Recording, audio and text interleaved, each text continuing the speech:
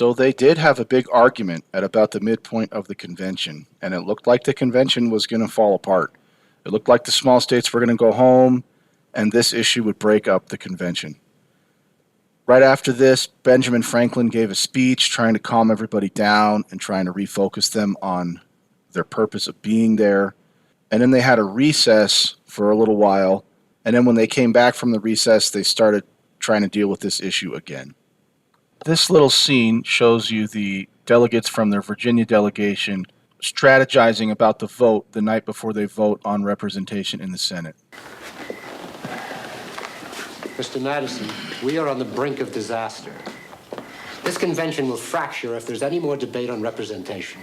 We can still win, General. We have the vote. The battle, yes. What about the war? I wonder if we do have the votes. We have Virginia, the Carolinas, Georgia, Pennsylvania, and Massachusetts. The small states have Delaware, Connecticut, New Jersey, and New York. Maryland will split between Jennifer, who is with us, and Martin, who is with them. We will win, 6 states to 4. Not so, I'm afraid. Pierce and few of Georgia have left for New York. Why? To attend Congress. In addition, Mr. Pierce is engaged to fight a duel. Mr. Hamilton, I believe, is to act as his second. Well, that still leaves Houston and Baldwin in the Georgia delegation. Now, Houston will vote with us. What about Baldwin? Abraham Baldwin is new to the state of Georgia. He immigrated there 3 years ago. But he was born and bred in Connecticut. All right. Georgia may divide along with Maryland, but we still win, 5 states to 4. We may. No, we will. We will. I feel very confident. Madison is still comfortable with a bare majority, a 5-4 vote, to decide this very important issue. The big states are acting as if they can force the small states to go along with this just with a simple majority vote. The small states probably would never have joined the Union if they didn't get what they wanted on this issue. So they're underestimating the importance of this issue to the small states. They also mentioned Mr. Jennifer from Maryland. You'll see what happens with him. It's an interesting little story.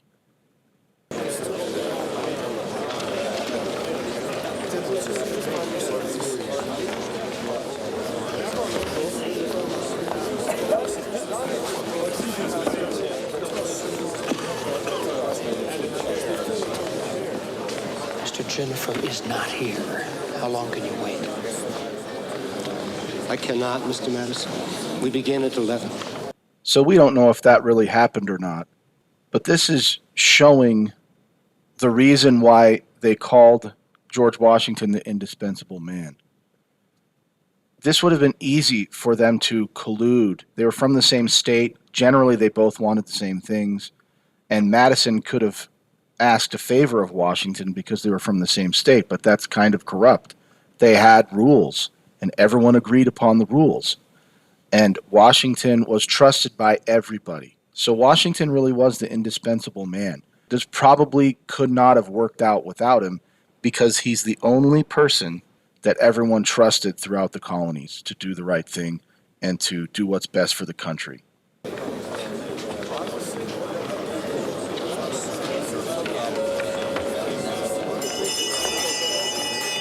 My second session of this convention will come to order. Where is Mr. Jennifer? Mr. Madison, you are out of order. I'm sure I don't know, Mr. Madison. Indisposed, perhaps. Mr. President, To recognize the delegate from Connecticut, Mr. Oliver Ellsworth. I call the question on the issue which has plagued this House for so long. I move that in the new Senate, each state will have 1 vote. Mr. President, I second my colleague's motion. Very well. States will vote on Mr. Ellsworth's motion in the usual manner.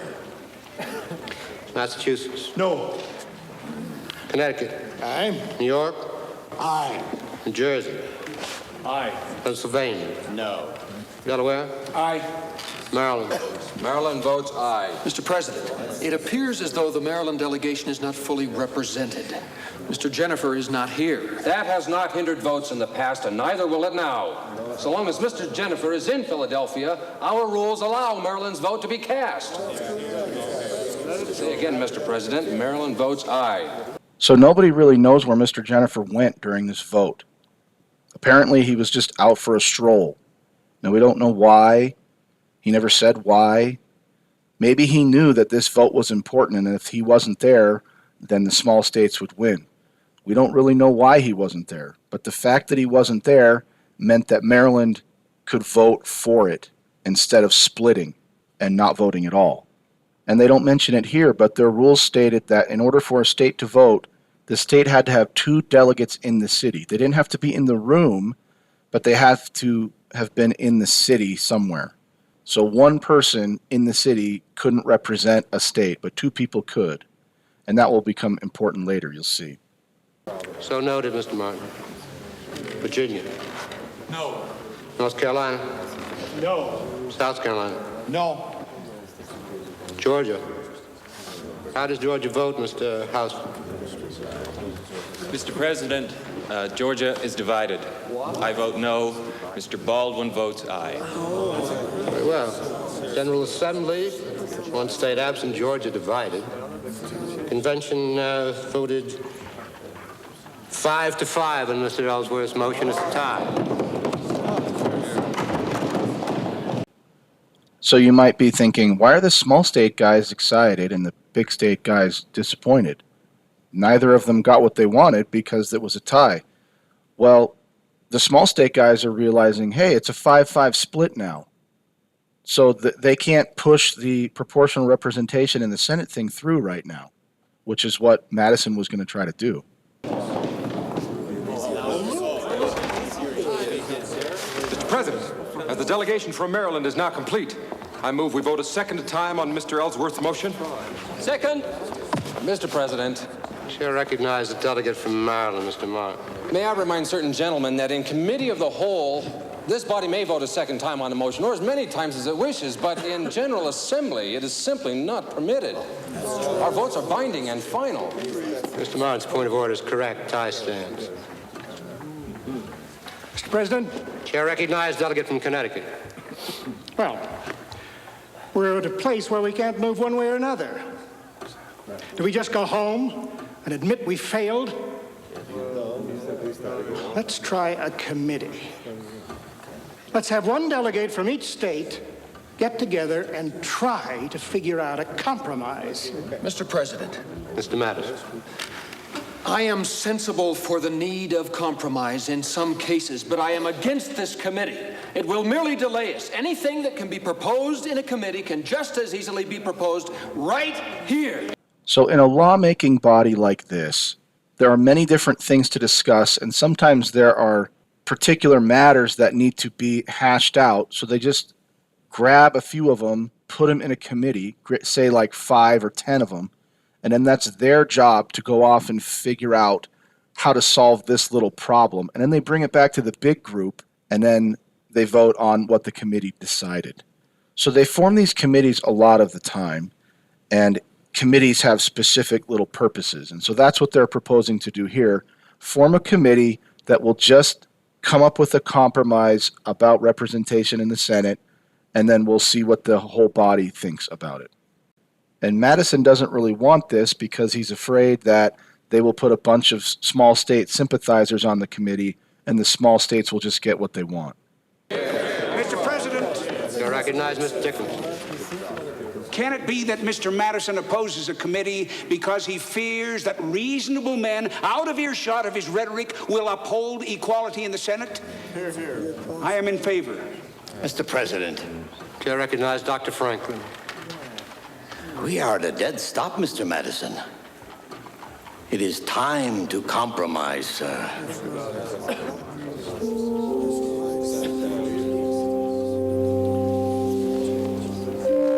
So Madison and the other big state guys were very disappointed with this committee. They didn't want it to happen, and they knew it would probably go against them.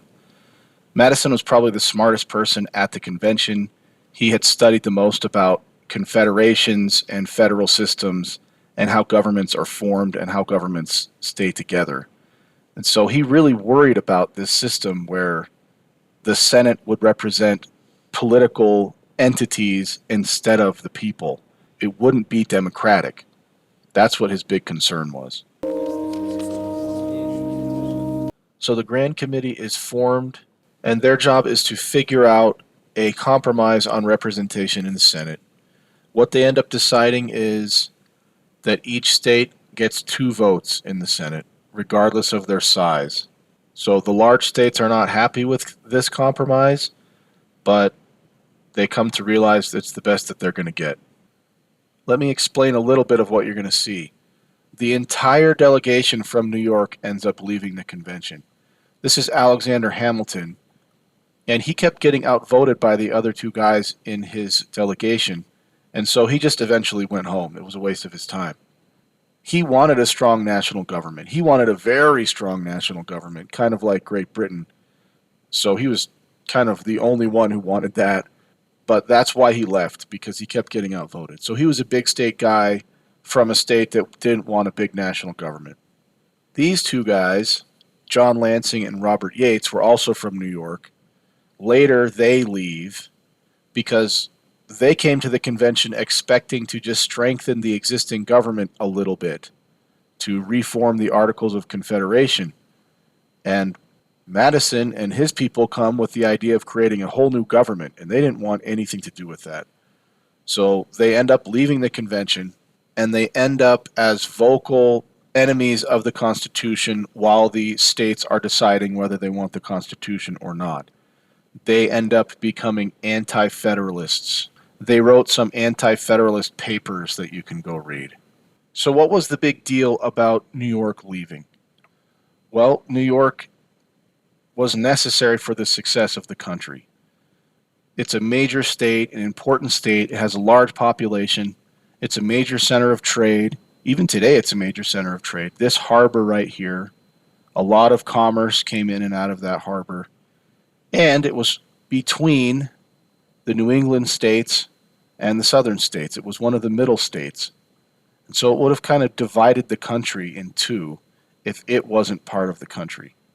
So it's a very important state, and it was a major defeat for the Constitution for them to leave the convention. Before our departure, I wish to make it clear to the House that both Mr. Lansing and myself oppose and will continue to oppose any system which has in object the consolidation of these United States into one government. Now, I've made up my mind. No.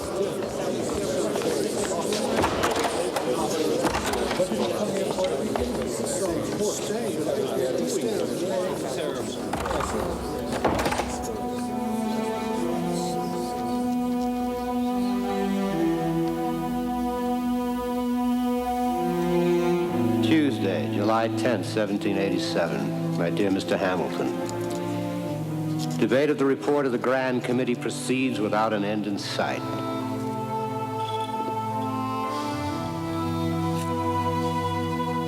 Your colleagues, Messrs. Yates and Lansing, have left the convention for New York, vowing to work against the convention. It is the first time an entire state has left. I am sorry you went away. I wish you were back. Our councils are now, if possible, in a worse train than ever. I am, sir, yours truly, George Washington. Hamilton and Washington were friends. They fought in the Revolutionary War together. Hamilton was one of Washington's officers, and so they knew each other pretty well.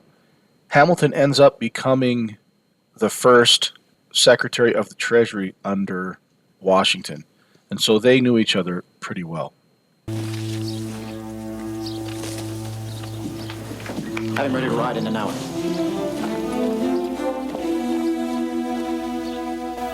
Gentlemen, we have now debated the compromise report of the Grand Committee for 9 days. I, for one, have grown weary of the long-windedness of its detractors. I, therefore, call the question on the report. Second, we are as ready to resolve the question as you are, sir.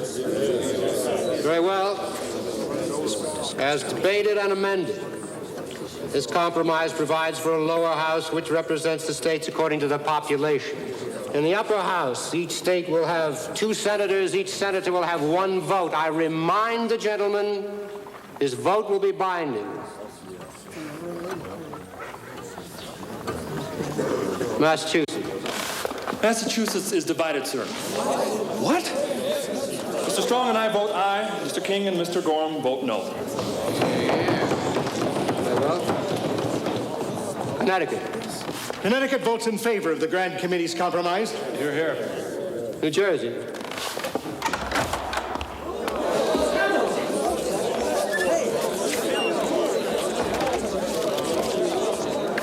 The House welcomes back Mr. Hamilton. So the big state guys are all excited because Hamilton is a big state guy and he wants proportional representation in the Senate. And all the little state guys are upset because now he's going to be able to vote for New York and defeat this compromise from the Grand Committee.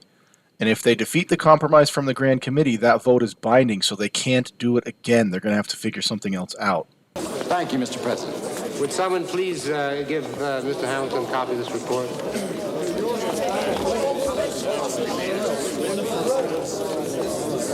I will come to New York last.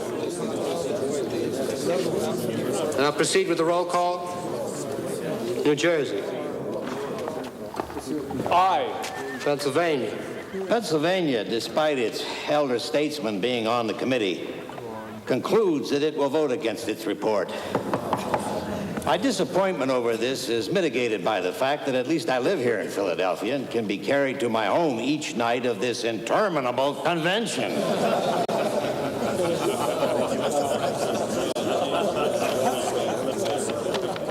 Delaware. Aye. Maryland. Aye. Please, you can be with us for this vote, Mr. Jennifer. Virginia.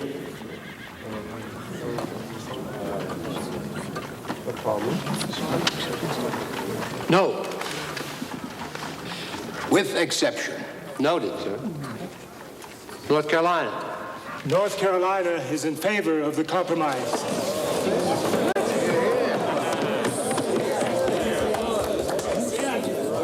South Carolina. No. Georgia. No.